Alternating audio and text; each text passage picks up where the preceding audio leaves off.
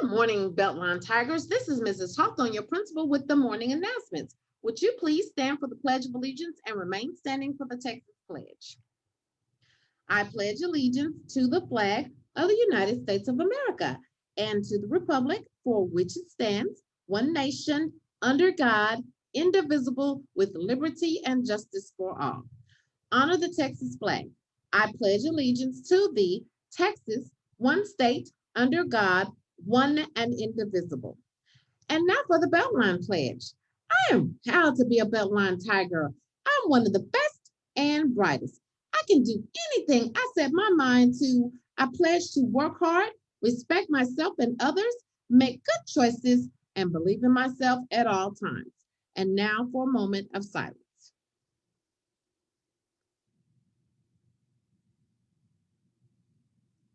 Thank you. You may be seated.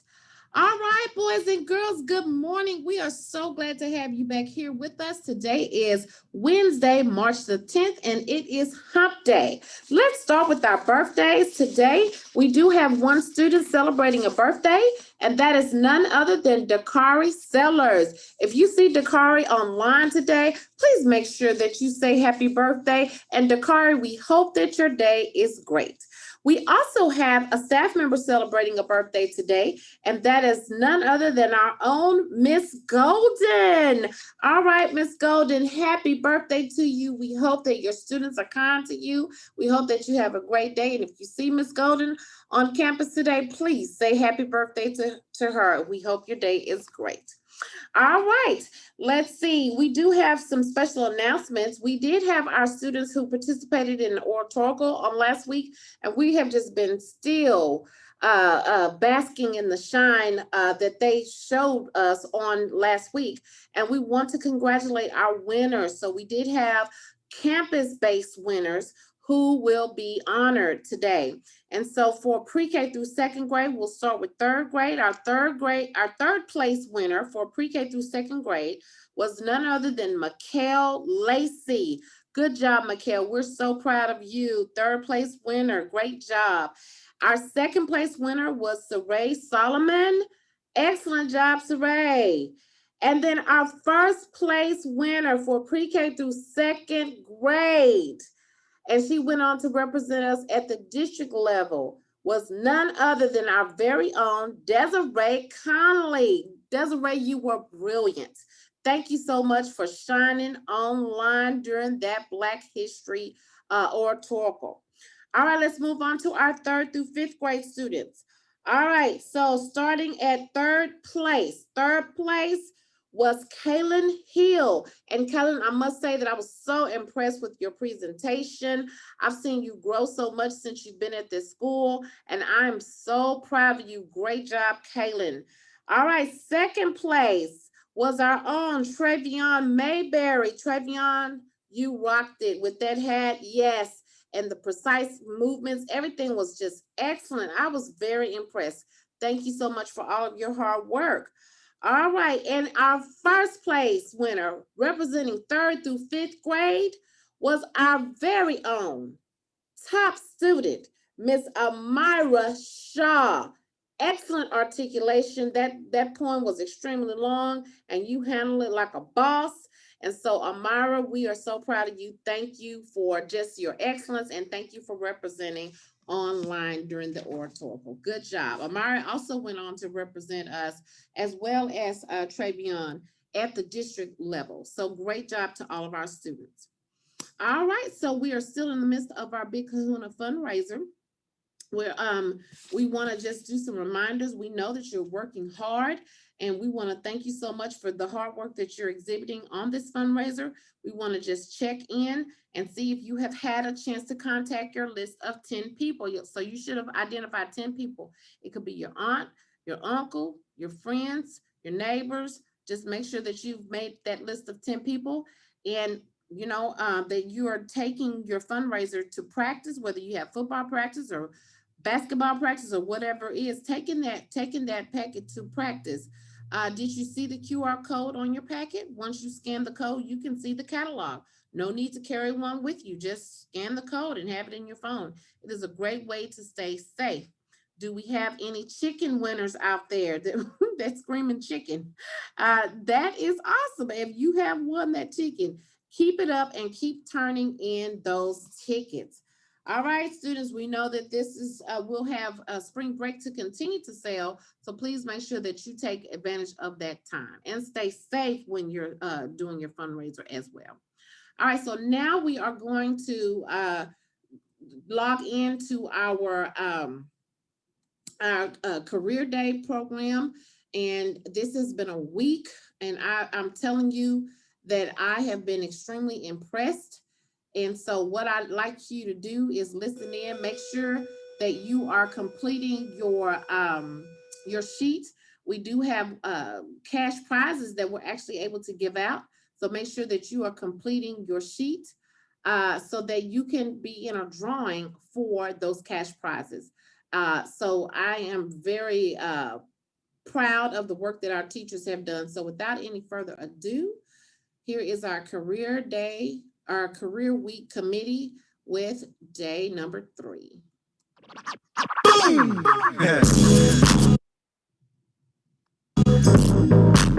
Now that I got your attention, yeah, hey.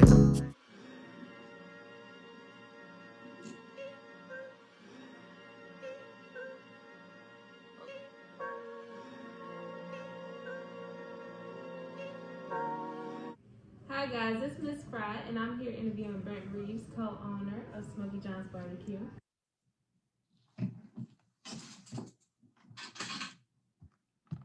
Hey, how's it going, guys? And Destiny, thank you so much for having me. All right, well, let's jump right into the question. Let's what do it. led you to your current career? So the thing that led me to my current career was my dad. Being around him for so long, like I said, we've been in business for over 40 years. And when I was a little kid, my dad made me learn how to cook. He made me cook on Sundays. My sister got to go watch cartoons. I had to go downstairs and cook cornbread.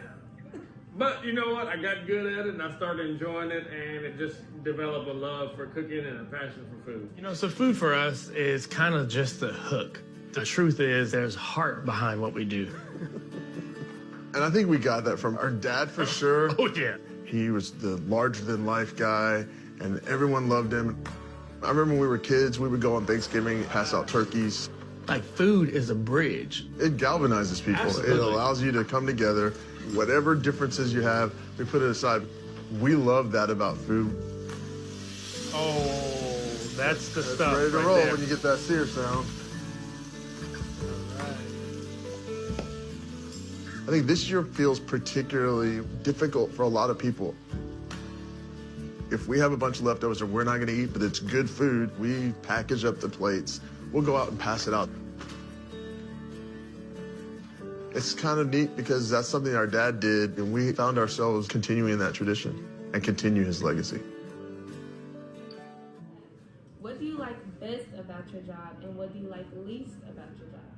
So the best thing I like about my job would be the people. I love being around people. I love meeting new people. It's a lot of fun. The least thing about my job that I like would probably be paying bills. I don't like paying bills, Destiny. It's rough. It's rough, but you have to, and it's good because we're able to. Right. Do you have to depend on others in order to accomplish your job? Always. Restaurant industry, on our team now, we have about 28 people on our staff, and we need every one of them. This is not like golf. You need a number of people in the restaurant industry to help fulfill the product and actually get the product to the customer. Okay. What are the most important skills and abilities required for your job?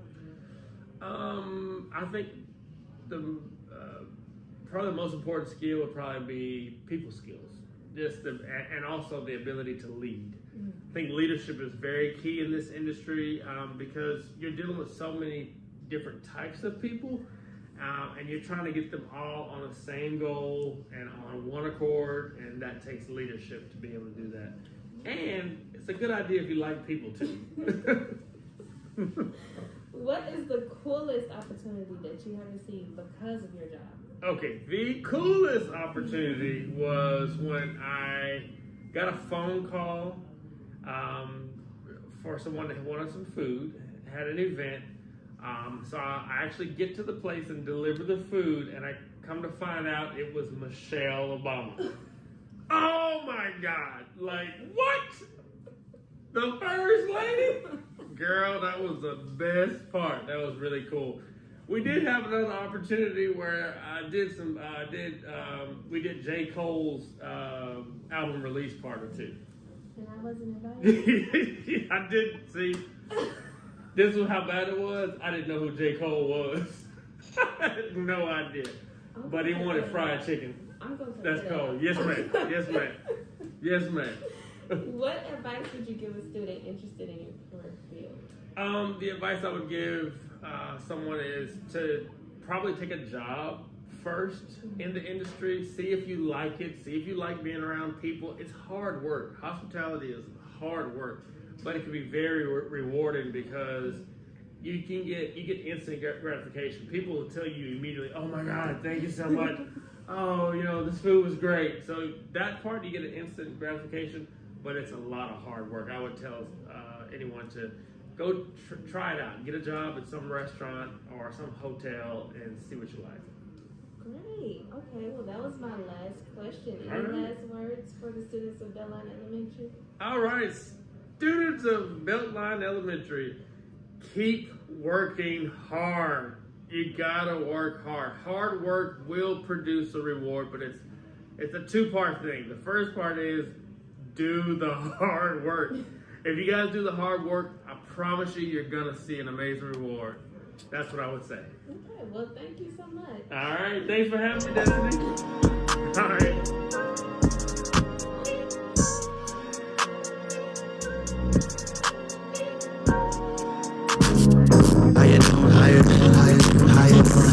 Come on. Hey everyone, it's me, Marcus Washington, and I want to invite you all to be a part of a conversation we're having here at NBC Bay Area News tonight. It's a conversation surrounding race, surrounding where we are right now, and that conversation that for some people it really is tough to have. I want to say thank you so much for making time for me. It's family, come on now. I know I had to pull a family card.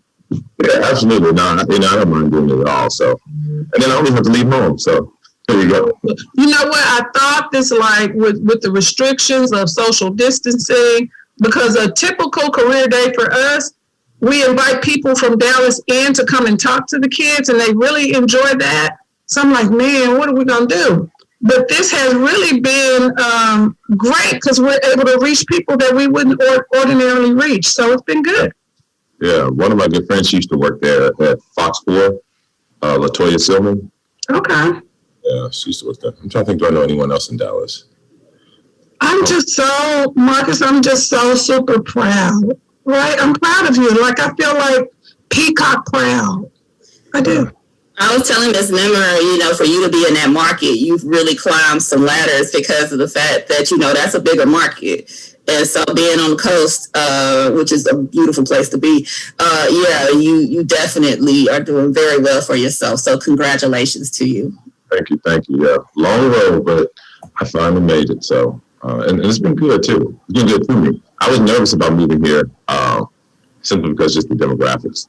And, but, it's working out good for me. So I can't. What market did you start in? I started in Charlottesville, Virginia. Market 1, at the time it was Market 186. And when I say that, in TV we have 210 markets total, and each market represents like a city or area, and 186 is, you know how close that is to 210. So the bigger the number, the smaller the area. Yeah. So and now I'm in Market 6. So. Okay, so that leads me to our first question. How long have you been in this career field? So I've been a reporter and anchor for going on 16 years, but I've been in the business for 17. So I started out and I hope I'm not jumping, but I started out as an intern at the CBS affiliate in Memphis while I was in college. And during my internship, I was doing everything that I could. I was writing stories for the shows. I was, going out with reporters and photographers, just learning that aspect of the business. And during my internship, I got a job. They told me a job was opening for a writer for the morning show. And I thought, like, well, I'm still in college. Why would I do that? And one of the reporters then, she said, boy, you better apply for that job. She's one of my mentors to this day. And I applied and I got the job. And so I started my career as a writer behind the scenes, writing stories for the morning show. And then got my first job in Charlottesville, Virginia, 3 months after I graduated college. Awesome. That's awesome. So like growing up, what was your dream job? Honestly, this was my dream job. Like most kids, I wanted to be a doctor. I wanted to be a lawyer. I even wanted to be a teacher. My grandfather, my father's father, was an educator. And so I looked at that as just like an amazing job to have. And I love my grandfather. I want to be like my grandfather. And it's so funny though, because I just use this for work. My grandfather graduated from Tennessee State University. And I actually have his diploma when he graduated, when it was Tennessee A&I State University. So I'm gonna get this framed real soon, but just the importance. What year was that? Because my mom graduated from Tennessee State University. Yeah, your mom knew my grandfather. They knew each other? What? Yeah, they knew each other. Okay. This was in 1957. I'm not sure what year she graduated. Wait a minute, no. Wait, Lord, 1957 in the University of, 57. Wow, But, that is super special. Eventually finished in 57. So those were the things I wanted to do. But as a little kid, I always wanted to be on the news. I used to watch news, and there was this journalist there, Joe Birch, who's still there to this day, mind you. And I just always liked Joe.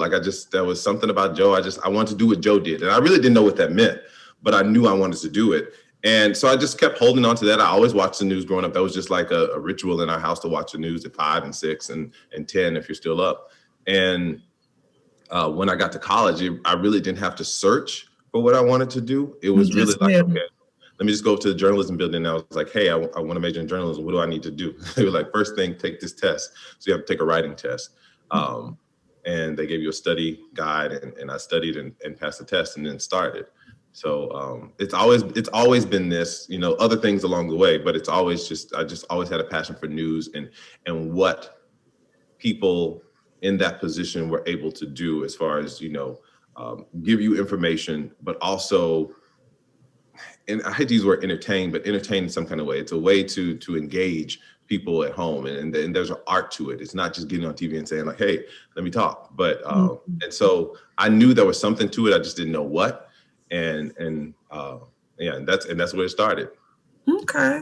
Awesome. How often do you work sometimes throughout your day? And also, like, what is the most interesting thing you have seen since being out on the scene as a reporter?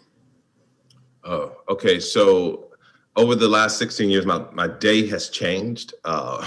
So, starting out, when I started out in my career, my day would start, in the morning. I would look for stories in newspapers, call people that maybe I made contact with in the community. And that would start maybe like 8 o'clock in the morning. And I think I had to be at work at 9. So I would do that.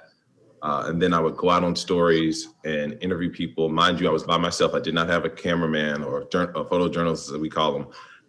So I would go out with this big camera, my bag, everything, in a suit. And, and I worked in Virginia where it was hot. So I had to deal with all that and get the stories, get the video, and then go back and then edit the entire story. And, my 8-hour day sometimes didn't end in 8 hours. I still had to post it on the web. I still had to write the story for the web. And then you have to think about tomorrow, because now you need a new story for tomorrow. And you have to think about it. This business is so difficult sometimes because you're the first person to get that news. So you're trying to tell people the news, not people tell you the news. So that's hard and stressful. It's a stressful job some days, but it's so rewarding. And looking back through my career, there were like maybe 2 or 3 moments that touched me. One, I did a story. The first one I'll tell you about is the story I did on Big Brothers Big Sisters while I lived in Tulsa, Oklahoma. And in there, I met this young guy who had been in the program looking for a big brother for years. He was a young Black boy. And I was like, why hasn't he gotten, I was trying to figure that out. And they were like, well, it's just hard. A lot of people don't volunteer or whatever. And I was like, okay, I want to be his big brother. And so in that moment, we developed this relationship, and we lost contact over the years for, different situations, but we reconnected on Instagram recently. And so he's, an aspiring artist, musical artist, singer. And, he writes and sings. I didn't even know at the time, he wanted to be a football player when I was his big brother. And that's what we did. But now he's singing. And so it's good to see that. That was a story that touched me in my career. My station right now, in the midst of what's going on in the world, we started a series called Race in America. I was just going to mention that, Marcus. Yeah. I've been enjoying that series. Thank you. It's called Race in America. And what we've been able to do, simple but still very tough task to put together, but we've been able to open the conversation about race in America. And it's a tough situation. And I think it's easier for Black people to talk about it, but it's hard sometimes for Black people to talk to white people about it, or white people to ask questions. I think a lot of times the reason that we have things going on and how our world operates is because some people don't have to know why things are that way. It doesn't affect them. So to open the conversation is to really open the door to the unspoken, that kitchen table talk that we talk about and we understand, all skin folk ain't kinfolk, like we talked about that this past week. Those are serious things that we need to talk about. And just because a person is white doesn't mean that they are not there for the Black community. And just because a person is Black doesn't mean they're there to uplift the Black community. So that's just one thing that we've talked about. I talked to Dr. Angela Davis, an icon. It's a saying that I have that I really love. It says, be not concerned nor surprised if what you do is criticized. Mistakes are made we can't deny, but only made by folks who try. If you don't try, you don't make the mistakes, you don't learn, and you don't be able, really grow into who you're supposed to be. And I think a lot of times people are fearful of that. All right. Excellent job. I truly enjoyed that interview. This career week committee has outdone themselves. I hope you all are enjoying it. Make sure you're filling your names on your sheet. I am just full. Thank you so much again. Students, remember, our hope for you is to take ownership of your learning and to work hard. Somebody mentioned working hard. Work hard each and every day towards self-sustaining success. So when I say own it, you better work it. Own it. That's right. I think I heard you pre-K 4. Let's have a hard working Wednesday.